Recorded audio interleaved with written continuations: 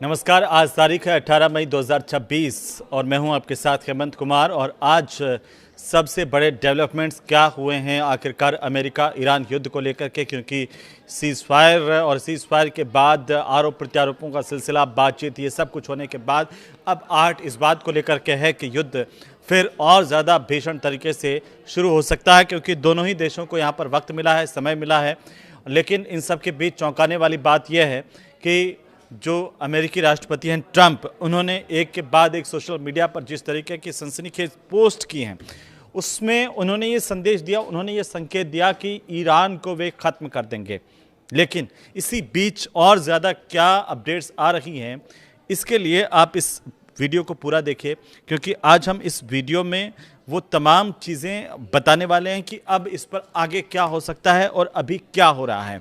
क्योंकि सबसे बड़ी बात जो आज सामने आ रही है वो ये है कि मीडिया रिपोर्ट्स के मुताबिक जो ईरान जंग के बीच में 8000 जो पाकिस्तानी सैनिक है वो सऊदी अरब में तैनात किए गए हैं।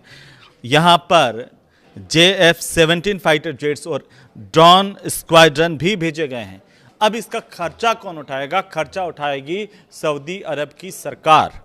ये पहली बार पाकिस्तान की तरफ से इस युद्ध के दौरान इस तरह से 8000 सैनिक पाकिस्तान के सऊदी में तैनात किए गए हैं, क्योंकि ईरान और अमेरिका की जंग अब ये सवाल उठ रहा है कि भीषण हो सकती है। लेकिन पाकिस्तान ने सऊदी अरब में जिस तरीके से अपने सैनिकों की तैनाती की है, वो 8000 सैनिक पाकिस्तान से सऊदी अरब भेजे गए हैं। संदेश क्या है और सवाल क्या है? लेकिन इन सब के बीच आप देखिए, इसमें 8000 सैनिक ही नहीं है, इसमें फाइटर जेट्स भी हैं, एयर डिफेंस सिस्टम भी तैनात किए गए हैं। और न्यूज़ एजेंसियों की रिपोर्ट्स के मुताबिक आपको बता दें कि ये जो तैनाती है वो दोनों देशों के बीच जो रक्षा समझौते हुए हैं उनके तहत की गई है। तो इसमें कोई बहुत ज़्यादा चौंकाने वाली बात नहीं है।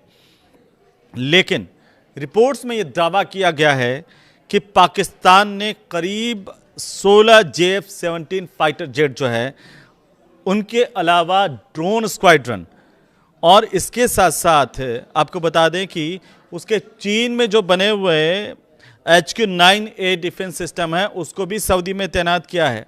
ये भी सऊदी अरब भेजे हैं पाकिस्तान की तरफ से। अब पाकिस्तानी जो सैनिक है वो इन्हें ऑपरेट कर रहे हैं, जबकि जो पूरा का पूरा जो खर्चा है इनका वो सऊदी अरब की सरकार उठा रही है।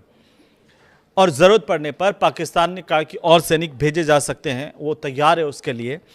हालांकि पाकिस्तान की सेना, विदेश मंत्रालय और सऊदी अरब सरकार की तरफ से अभी तक कोई आधिकारिक तौर पर इसे लेकर के बयान जारी नहीं हुआ, लेकिन मीडिया रिपोर्ट्स में चूंकि ये जानकारी सामने आई है तो इसे आप तक पहुंचाना बहुत ज़रूरी है। अब इन सब के बीच में ईरान ने अमेरिका से हॉर्मुज़ की नाकाबंदी खत्म करने के लिए कहा है।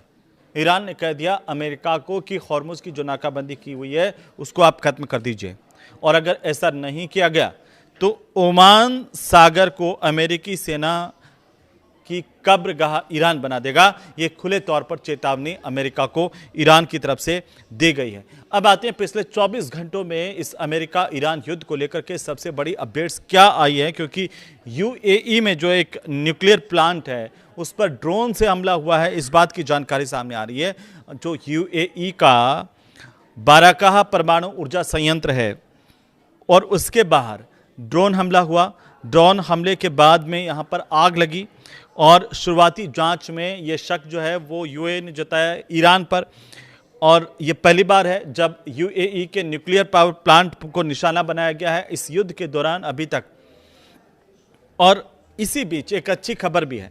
अच्छी खबर यह है कि हॉर्मुज़ को पार करके भारत के जो 15 LPG जहाज है वो भारत पहुंच गए हैं, जो हॉर्मुज़ पार करके यहाँ पर आए हैं। और आपको बता दें कि मार्शल जो आइलैंड्स के झंडे वाला LPG टैंकर हैं वो सिमी, ये 20,000 टन गैस लेकर के कांडला पोर्ट्स पर पहुंच चुके हैं। और ये जंग शुरू होने के बाद अब तक 15 जो LPG के जहाज है वो भारत पहुंच चुके हैं। भारत की तरफ से बयान क्या है? भारत ने यह कहा है कि हॉर्मुज़ में शिपिंग को रोकना कतई मंजूर नहीं है। इन सब चर्चाओं के बीच में, इन आशंकाओं के बीच में ये बयान बहुत महत्वपूर्ण है, क्योंकि UN में भारत के जो स्थायी प्रतिनिधि हैं परवर्तनेनी हरीश, उन्होंने कहा कि हॉर्मुज़ स्टेट में कमर्शियल शिपिंग को रोकना जो है वो अस्वीकार्य है भारत को, ऐसा नहीं होना चाहिए। लेकिन इन सब के बीच में ट्रंप की ओर से एक नया ऑफर भी आया है।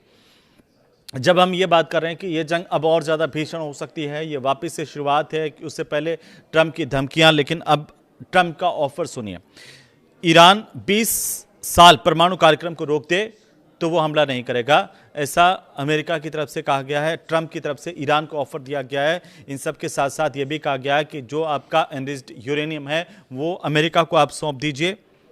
और ये पहली दफ़ा है जब स्थायी रोक के बजाय 20 साल की रोक की बात, 20 साल तक युद्ध रोके जाने की बात ट्रंप की तरफ से कही गई है, बोली गई है। और हमेशा जो है वो इस तरह की बातें सामने आ रही थी कि स्थायी लगाम युद्ध पर लगे। लेकिन अब जो ट्रंप का नया बयान है वो अपने आप में एक अलग ही शिगुफा है कि 20 साल तक अमेरिका हमला नहीं करेगा अगर आप उसकी बात मान लो और परमाणु कार्यक्रम को अगर रोक दिया जाए।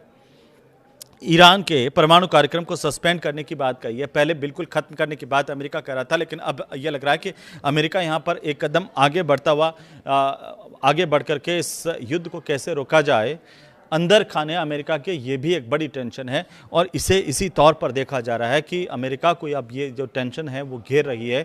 और अब अमेरिका चाहता है कि भाई आप परमानेंट अपना परमाणु कार्यक्रम ना रोकें, लेकिन 20 साल के लिए रोक दें तब भी हमें मंजूर हैं। यहाँ तक अमेरिका आ गया है कि आप एक बार सस्पेंड कर दीजिए। उधर सीज फायर के बाद में लेबनान पर इजराइल के जो हमले हैं वो लगातार जारी है। और संघर्ष विराम बढ़ने के बावजूद भी, सीज फायर बढ़ने के बावजूद भी किस तरीके से इजराइल ने दक्षिणी जो लेबनान है वहाँ पर 30 से ज़्यादा हमले किए हैं और हज़ारों लोग यहाँ से अब पलायन करने के लिए मजबूर हैं। लेकिन अभी अभी जिस तरह की खबरें आ रही हैं तो चलते चलते हम वो भी बता दें कि अमेरिका की जो नाकाबंदी है हॉर्मुज पर, उसके बाद फारस की खाड़ी में 84 जहाज़ों ने रास्ता बदल लिया है।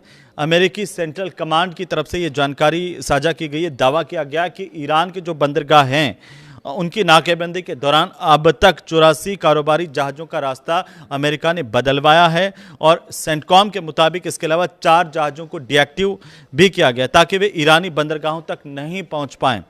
अमेरिका ने अप्रैल से ईरानी बंदरगाहों की जो समुद्री नाकेबंदी है वो शुरू की थी और इसका मकसद ईरान के तेल और गैस निर्यात पर दबाव बनाना था।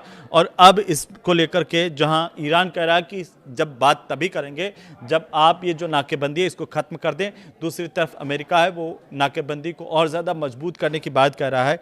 तो क्या अब युद्ध और ज़्यादा तेज़ी के साथ छिड़ सकता है या और ज़्यादा गंभीर परिणाम दुनिया को भुगतने पड़ सकते हैं? इसे लेकर आप क्या सोचते हैं? कमेंट करके हमें ज़रूर बताइए। आपको वीडियो कैसा लगा ये भी बताइए। नमस्कार।